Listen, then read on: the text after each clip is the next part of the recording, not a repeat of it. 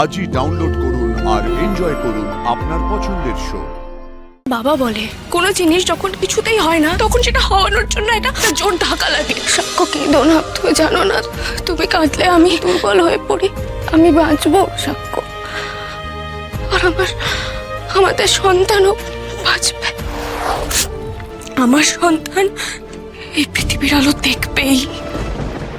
একটা প্রাণ যখন আমার গর্ভে এসেছে তখন তাকে পৃথিবীতে আনার দায়িত্ব আমার। একজন দায়িত্ব জ্ঞানহীন মা হয়ে আমি কিছুতেই মরে যাব না। আমি আমি বাঁচবই আমি।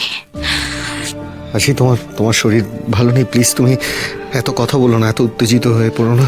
তুমি এখানে বসো। না না, ভালো নেই তো কি হয়েছে? আমি ঠিক হয়ে যাব, আমি ঠিক হয়ে যাব।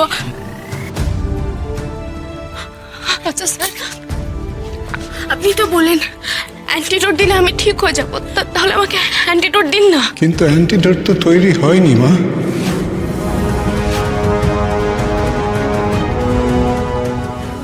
পারেননি তো কি হয়েছে, এখন বানান। আপনি পারবেন স্যার, আপনি পারবেন প্লিজ।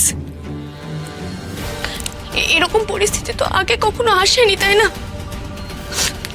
আমার বাবা বলে একটা কথা জানেন, যে কোনো জিনিস যখন কিছুতেই হয় না তখন সেটা হওয়ানোর জন্য একটা জোর ধাক্কা লাগে। মনে করুন না এটাই আপনার অ্যান্টিডোট তৈরি করার জন্য একটা ধাক্কা। প্লিজ ডাক্তারবাবু, প্লিজ আমার জন্য না হলেও আমার সন্তানের জন্য আপনাকে পারতেই হবে স্যার, আপনাকে পারতেই হবে। কি জানো তো মা, যার এত অদম্য বাঁচার ইচ্ছে তাকে যমও কখনো টেনে নিতে পারে না। আমি অনেক কিছু হারিয়েছি ডাক্তারবাবু, অনেক লড়াই করেছি। আমি আর কিচ্ছু হারাবো না,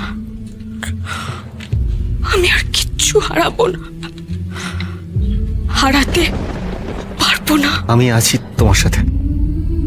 তোমাকে আমি কথা দিচ্ছি, এই ভাইরাসের অ্যান্টিডোট আমি 62 আওয়ার্সের মধ্যেই তৈরি করব। এই মুহূর্ত থেকে শুধু সাক্ষ্য নয়, এই লড়াইয়ে আমিও তোমার পাশে আছি। জ্বর তো কিছুতেই নামছে না, গা পুরো পুড়ে যাচ্ছে। কমবে কমবে সাক্ষ্য, অ্যান্টিডোট দিলেই আমি ভালো হয়ে যাব। কিন্তু আমার যে খুব ভয় করছে এইভাবে। সাক্ষ্য কেঁদো না প্লিজ। কেন কাঁদছো? তুমি জানো না তুমি কাঁদলে আমি দুর্বল হয়ে পড়ি। কিচ্ছু হবে না আমার, আমি বাঁচবো সাক্ষ্য, আর আমাদের সন্তানও বাঁচবে। কেঁদো না সাক্ষ্য প্লিজ। আমার তো সত্যি কষ্ট হচ্ছে, মাথা তুলতে পারছি না, মনে হচ্ছে জ্ঞান হারিয়ে ফেলবো।